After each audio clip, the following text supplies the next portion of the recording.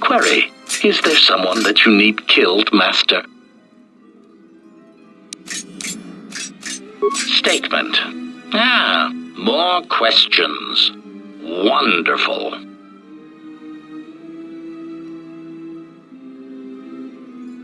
Request: First, Master, I would appreciate it if Jedi need to be killed, that you permit me to kill those annoying pseudo-pacifists for you. But if you are determined to do it yourself, then there are many techniques I would suggest. Recitation. First, weapon selection is critical. If I see one more idiot attacking a Jedi with a blaster pistol, then I'll kill them myself. Answer: select grenades, sonic screamers, cluster rockets, and plasma charges. Mines are also effective, since many Jedi will run to meet you in hand-to-hand combat. Silly Jedi. Addendum: gas attacks are effective if you can take the Jedi by surprise. Inhalation is less effective than ones that work on skin contact, as some Jedi seem to be able to hold their breath for long periods of time. Cautionary: still, don't rely on it, since Jedi can fight off the effects. It just distracts them, leaving them open to another avenue of attack. Recitation: do not forget to activate any energy shields you possess. Lightsabers, while powerful, have trouble penetrating most military-issue energy shields, provided they are energy shields and not those crude Mandalorian melee shields.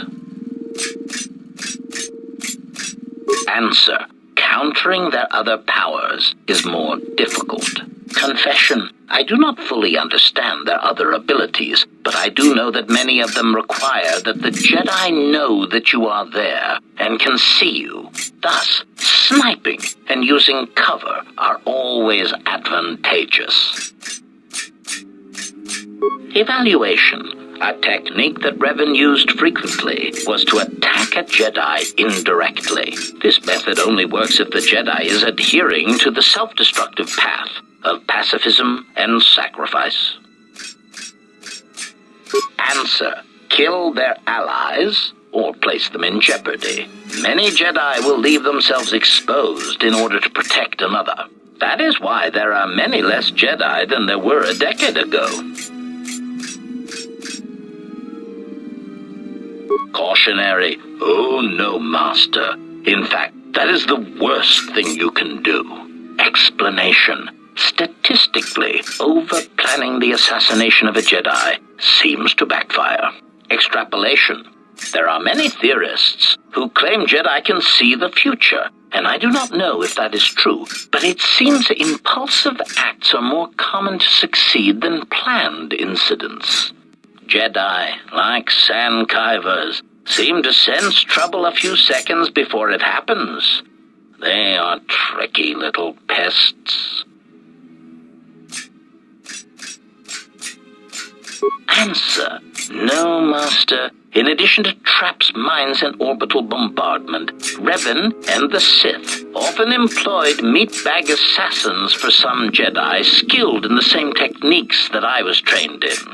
Strangely enough, Revan believed that meatbags that did not use or believe in the Force were especially important, since in many respects they were more difficult for Jedi to detect.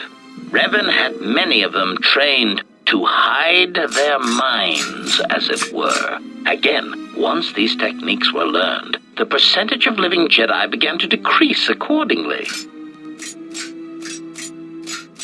Answer: generally, this was done by broadcasting strong emotions while thinking about something else. It was a curious technique, but it seemed to be effective in blinding Jedi.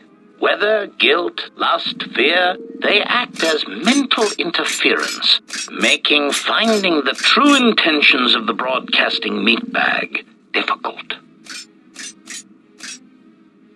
Answer: obviously, a Force-sensitive broadcasting such emotions puts themselves at a risk of not using the Force properly, since to use it seems to require an inner calm that most meatbags do not possess.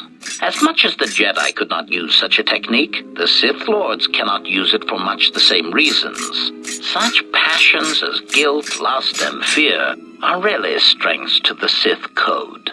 Statement. The Master felt it was ironic that only people who had experienced such passions could harm Jedi in such a way that to kill Jedi, you had to be a human being. Revan found that quite amusing. Answer. The odds of me being forced to use such techniques against you has decreased, Master. There are some methods I could describe if you wish. Statement. Overwhelming odds is also a good tactic, Master. There are few Jedi that can long hold their ground against 100 attackers all firing at once, or being turned on by their own troops.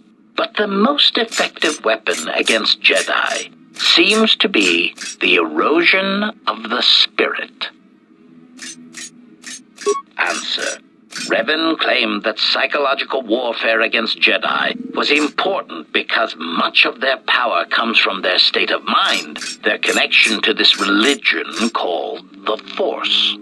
Revan said that many Jedi have the capability to form connections to life around them, although few of them realize the extent to which this is possible. Recollection. I believe my master speculated that many Jedi did not fully form such connections because of their discipline, because they never opened their lives to the passions around them. I believe Revan termed it that one would need to be a human being to develop such connections. It is something that the Jedi Code could not teach. One simply knew it instinctively or not. Observation. Master, I am somewhat surprised that I need to explain this to you at all, considering your past with Revan. Answer. Why, he said you had such capability, Master, but it would be your downfall. To tie so much of yourself into others, if they suffer or die, then you would die as well. Observation. I think Revan pitied you, Master. It was very insulting, if I may say so. Clarification. Whatever it is called, Master, it seems to be quite a vulnerability. Revan even admitted as such. When a Jedi or any soldier suffers doubt, it weakens them. With the Jedi, however, it is more pronounced, since they are extreme examples. That is why Revan felt that Malachor 5 was so important. It was intended to be a conversion tool.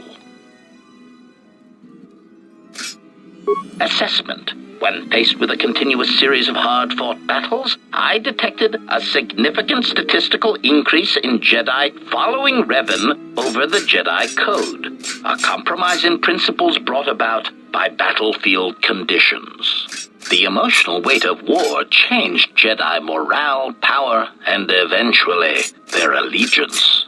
Conclusion. I believe the Mandalorian Wars were to beat the Mandalorians, and also to allow Revan to build the foundation of his army. But I am surprised you have not already arrived at this conclusion. Surely the loss of your troops and the Jedi who served under you at Malachor 5 had a detrimental effect upon you and your ties to the Force. And I suspect your desire to be around others ever again.